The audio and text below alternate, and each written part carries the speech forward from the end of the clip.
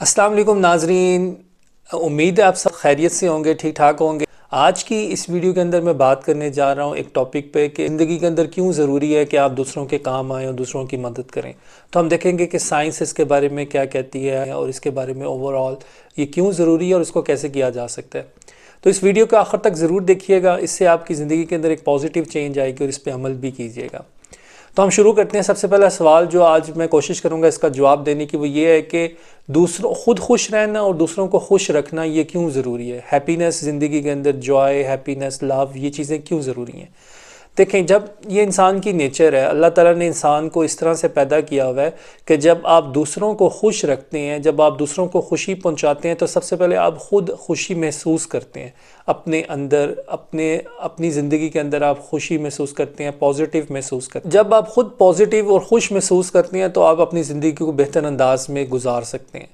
आपने ख़ुद अपनी ज़िंदगी के अंदर ये चीज़ जो है इसका मुशाहिदा किया होगा, ऑब्ज़र्व की होगी कि जब भी आप किसी दूसरे के काम आते हैं, बेशक वो अजनबी हो, बेशक वो अपने हो, तो जब भी आप किसी के काम आते हैं तो फ़ौरन इमीडिएटली आपके अंदर एक खुशी की लहर दौड़ती है। आप ख़ुद अच्छा फ़ील करते हैं, बेटर फ़ील करते हैं, पॉजिटिव फ़ील करते हैं। हाँ, ये चीज़ होती है समटाइम्स कि आप किसी के काम आए, इन रिटर्न जो है आपने उसके बदले में ये चीज़ सोची हुई है कि अब वो भी आपके काम आएगा, और वो ऐसा नहीं होता तो फिर आप डिसहार्ट हो जाते हैं। तो मेरे ख़्याल में जब आप किसी के भी काम आए तो रिटर्न में आपको ये चीज़ नहीं एक्सपेक्ट करनी चाहिए कि वो भी आपके उसी तरह से काम आएगा।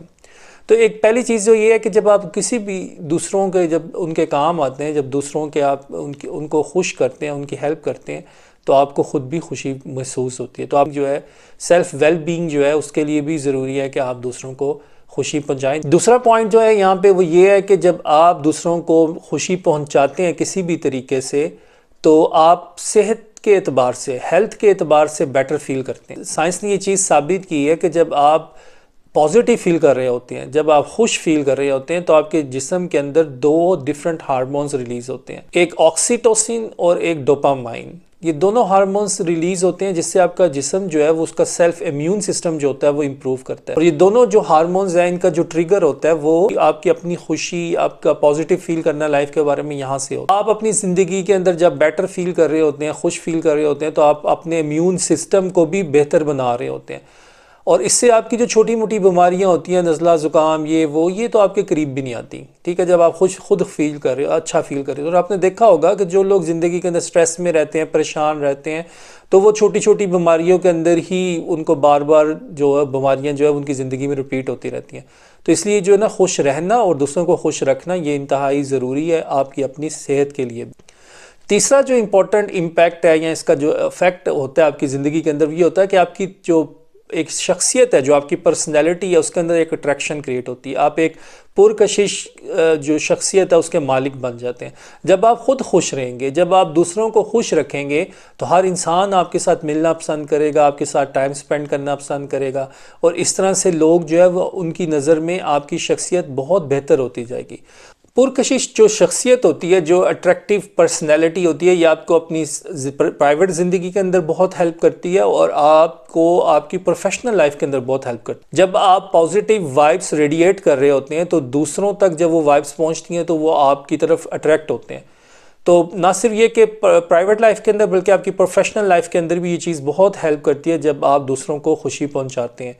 तो हमेशा कोशिश करें कि आपकी ज़ात से, आपकी पर्सनैलिटी से हमेशा पॉजिटिव वाइब्स जो है वो जनरेट हो रही हों, वो रेडिएट हो रही हों, और दूसरों को कभी भी कोई गम, कोई गुस्सा या कोई भी ऐसी नेगेटिव जो फीलिंग्स हैं वो आपकी तरफ से उधर ट्रांसफ़र ना हो। और आपने ख़ुद अपनी ज़िंदगी में देखा होगा, जो लोग हर वक्त शिकवे गिले करते रहते हैं, परेशान रहते हैं, शिकायतें करते रहते हैं, लोग उनसे मिलना नहीं चाहते, ज़्यादा उनके पास टाइम स्पेंड नहीं करना चाहते। और जो लोग सैड रहते हैं, जो लोग हर वक्त परेशानी में रहते हैं, तो उनसे लोग जो हैं वो कहते हैं कि इसकी बजाय किसी ऐसे बंदे के साथ टाइम गुजारा जाए जो खुश रहे। तो खुश रहने से आपकी शख्सियत जो है उसके अंदर बहुत ज़्यादा निखार पैदा होता है। आप ख़ुद जो है दूसरों के लिए एक अट्रैक्टिव पर्सनैलिटी के तौर पे सामने आते हैं। अब इस वीडियो की जो दूसरा पार्ट है उसके अंदर मैं ये डिस्कस करने जा रहा हूँ कि अब आपने दूसरों को खुश कैसे करना है, खुशी कैसे दी जा सकती है। उसके बहुत सारे तरीके हैं, तो कुछ तरीके जो है वो इस वीडियो के अंदर मैं आपके सामने रखता हूँ, कुछ इसको डिस्कस कर लेते हैं। पहली बात तो ये है कि देखें, हर कोई, जब आपको कोई भी दूसरा शख्स आपके काम आता है, कोई भी आपको छोटी सी बात भी कर दे, तो एक जो है ना शुक्रिया ज़रूर अदा करें। थैंक यू कहने का जो है वो अपने अंदर ज़िंदगी के अंदर ना इस चीज़ को लेकर आएँ। ज़्यादा से ज़्यादा थैंक्स दूसरों को कहें, थैंक यू कहें, शुक्रिया कहें, दूसरों के साथ ग्रेटफुल हों। किसी भी आपका कोई छोटा सा भी काम किया, बेशक कितना ही छोटा क्यों ना हो, शुक्रिया जो है वो ज़रूर अदा करें।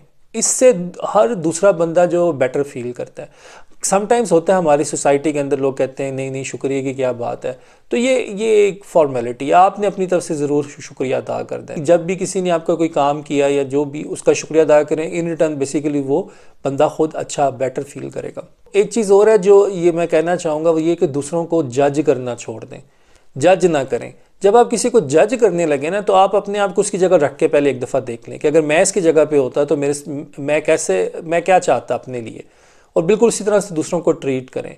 किसी को भी ना जज करें, क्योंकि जजमेंट जो है वो हमारा, इंसानों का काम नहीं है, ये बनाने वाले का काम है, उसी को अच्छा लगता है। गैर तामीरी जो क्रिटिसिज्म होता है, नॉन कंस्ट्रक्टिव क्रिटिसिज्म जो होता है, इससे बचें। फजूल में खाम खा में किसी को क्रिटिसाइज़ ना करें। तो ये एक चीज़ है, इससे आप बचना है। अगर आप किसी की तारीफ़ नहीं कर सकते तो आप चुप कर जाएं, खामोशी बेहतर है, ठीक है, बजाय इसके कि आप किसी को खाम खा जो है वो ऐसा क्रिटिसाइज़ करें जिसका उसको भी कोई फ़ायदा नहीं है, आपको भी कोई फ़ायदा नहीं है। इस चीज़ से ज़रूर बचें। अगर आपने क्रिटिसाइज़ करना है तो क्रिटिसाइज़ जब भी किसी को करें तो इस तरह से करें कि उसको इस चीज़ का फ़ायदा पहुँचे उसको, और दूसरों के सामने क्रिटिसाइज़ किसी को ना करें। अकेले में किसी को बता दें, फीडबैक देनी होती है।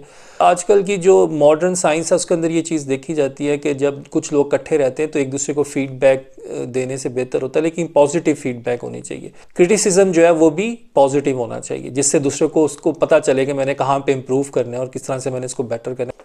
जो आपके करीबी लोग हैं, जो आपके दोस्त हैं, अजीज़ अकारिब हैं, जो जिनका आपके साथ डायरेक्ट कांटेक्ट है, उनके लिए कुछ ना कुछ टाइम ज़रूर दें। जब भी वो आपसे कांटेक्ट करें उनको टाइम दें, इससे उनको जो है खुशी महसूस होगी। अगर आपको कोई अजनबी कोई शख्स आते जाते बाहर जो है वो कोई आपसे सवाल करता है, कोई बात पूछता है, तो उससे उसको थोड़ा सा टाइम ज़रूर दें, ठीक है। तो दूसरों को टाइम देने से भी उनको खुशी महसूस होती। दूसरों को वैल्यू दें। वैल्यू देने का मतलब ये है कि आप उनको एहसास दिलाएं कि वो आपके लिए इम्पॉर्टेंट है लाइफ के अंदर।